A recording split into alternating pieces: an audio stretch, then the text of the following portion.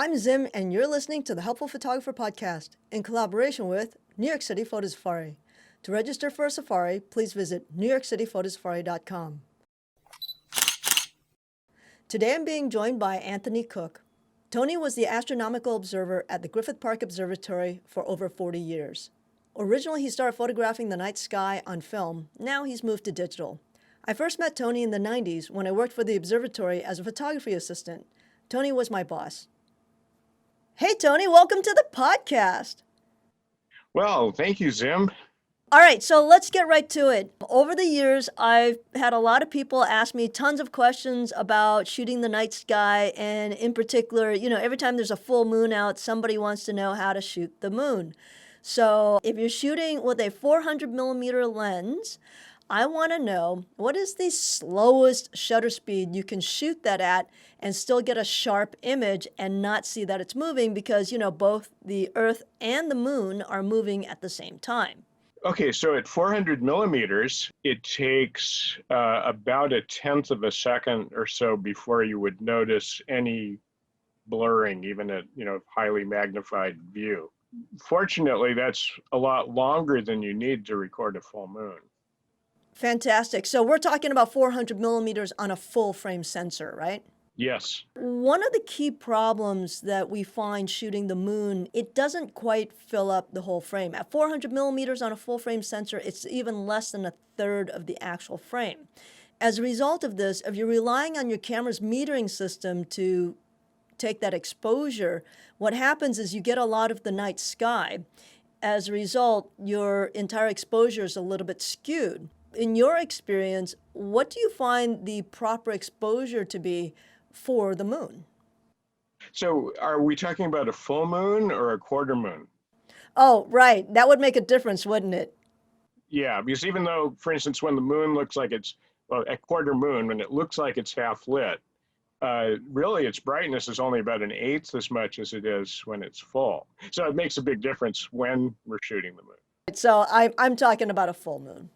All right, so a full moon is basically like a big rock lit by the sun. Say we're shooting at f/16 with our 400 millimeter lens, the exposure time would be about 1/125th of a second. Basically, what you just told me is the sunny 16 rule.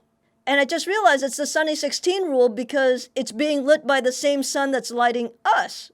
Yeah, so I mean, so that's a handy way to remember it. Yeah, and as I said earlier, it is a rock being lit by the sun. Now, it can be a little bit off from that, so you might have to bracket a stop either way from it, depending on how high the moon is in the sky, just because our air absorbs some of the light and it can, dim the moon when it's low, or it looks brighter than average when it's high overhead. That's fantastic because essentially anywhere you are in the world, the full moon every single month is fundamentally going to look the same. Okay, now sometimes you hear about super moons or mini moons, and it turns out that doesn't affect the exposure just because the surface brightness of the moon stays the same. So it'll be, up to 14% smaller, but the brightness is no different. The only reason I mention it is that newspapers recently, or the news has been making a big deal about it every month whenever there's a so-called supermoon. I call it a hypermoon for devious reasons, but as long as it gets people looking at the moon, I guess it's fine. Okay, so I remember in the 90s, you used to head out to the high desert to take pictures of the night sky. Is there a reason why we gotta go so far out? Yes, the main reason is light pollution, because whenever you're near a populated area, it is always lit, and the glare from light spreads through the sky, just like sunlight scatters in the daytime. City lights scatter in the night sky, so it limits the number of stars that you can see. So I heard that LED lights are actually making it harder to find really dark spaces, even hundreds of miles from a city. That's right. LED lights spread light across the whole spectrum, and it's really kind of like daylight expanding out from cities. So if you're even getting light pollution 200 miles out of Los Angeles, how are all these people getting these amazing pictures of the night sky? Well, that's where technology has come to the rescue. There are filters you can clip into your camera that actually eliminate most of the artificial glow and let through the natural, unique colors coming to us from the universe. I guess we'll have to do another podcast on those filters and how to eliminate some of these issues, huh? Actually, I've seen recently there's a fellow in Watts in downtown, central Los Angeles, who's actually getting images, incredible images of very faint objects in the universe, galaxies with strings of stars attached to them and things, which are very difficult to photograph even in a dark sky. And somehow he's getting incredible images from his backyard. He's doing that because of filters, you think? Yes, so he just has the newest filters because they're actually coming up with new formulations of filters as lights change in cities, and they just work amazingly well. Most people consider it sort of a write-off that you can't do that kind of photography in the city, but that's actually not true.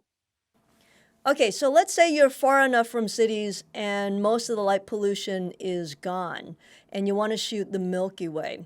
What's your base setting for that? And is that a pretty constant thing? Okay, well, first of all, you might need to experiment a little bit with your camera, but I would try like ISO 800 at f2.8 for 30 seconds. So just look at your results and then adjust from there. But yes, the setting will be about the same from night to night. If we were shooting the moon at 1/10 of a second before we can see visible motion, you're now suggesting that we shoot the rest of the sky at 30 seconds. We're not going to see a blurry star? Well, you would at 400 millimeters, but actually for shooting the Milky Way, and remember the Milky Way covers, crosses the whole sky, you want to use a wide angle lens. Because that image is so wide, you could shoot probably half a minute or more before you see any motion of the sky. Maybe even experiment with a minute, depending on exactly how long your focal length is. Speaking of motion, one of the images that so many photographers ask me about when we're shooting the night sky is how do we get that image with the stars trailing like it's moving in a circle? And in those images I see online, there always seems to be one spot in the sky that's not moving. What is that? Here in the northern hemisphere, that spot you see not moving is the north celestial pole marked by the North Star. And it's just where the axis of the Earth points. As the Earth turns, everything seems to rotate about that point. And if you photograph centered on that, you'll see everything as beautiful concentric circles moving around the North Star. So how long of an exposure do you have to get a complete circle of the stars around the North Star? Well, if it were possible, it would take 24 hours to get that full circle. Oh, that's right. Sorry about that. I hadn't thought about it. Okay, so how long of an exposure would you have to see a visible trail? So in an hour, like stars track about 15 degrees or 1/24th of a circle. And so you have to decide how long you want the arcs to be. But there's an additional problem that if you try keeping your camera open for a whole hour on one exposure, the image will degrade. You'll get noise and a lot of artifacts in the image that'll be very unattractive. So you have to have another plan for taking that picture. So, how are photographers getting these amazingly clear images? How are they overcoming this noise issue? Okay, well, what we're doing is taking shorter exposures and combining them together. So we take a 30-second exposure and then follow it by another one, but you have to have also enough time for the image to write from the camera to the card. So you need a little bit of gap between each exposure. For instance, use a 30-second exposure and a 32-second interval, and you'll end up with a continuous stream. In that 2 seconds between each exposure, there's not enough of a gap to show up in the picture. So basically, you're shooting multiple exposures for a long period of time, perhaps 1 or 2 hours. Is that correct? That's correct.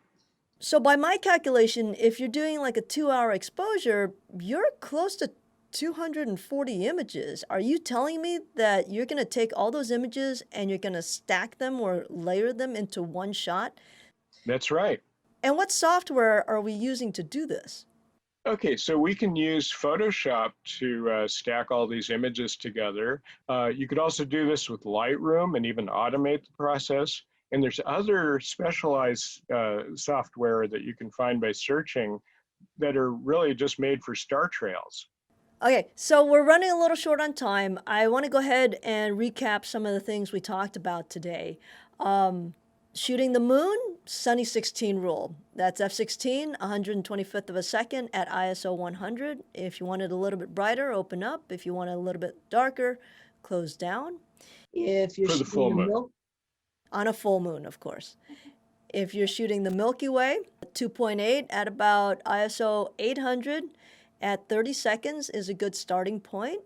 And if you want trailing stars, you better set up on an interval timer for 1.5 to 2 hours to get that shot. And make sure you have batteries set for that. So one other thing is you have to turn off your noise reduction so that you don't have pauses before you can expose again. Right. Noise reduction takes as long as the exposure. So if you have a 30-second exposure, it's 30 seconds worth of noise reduction time. Okay, fantastic, Tony. Thank you so much for joining me. I'm probably going to call you back next week for another discussion about using software and things like that. Okay, well, you're welcome, Jim. Thank you. All right, catch you next time.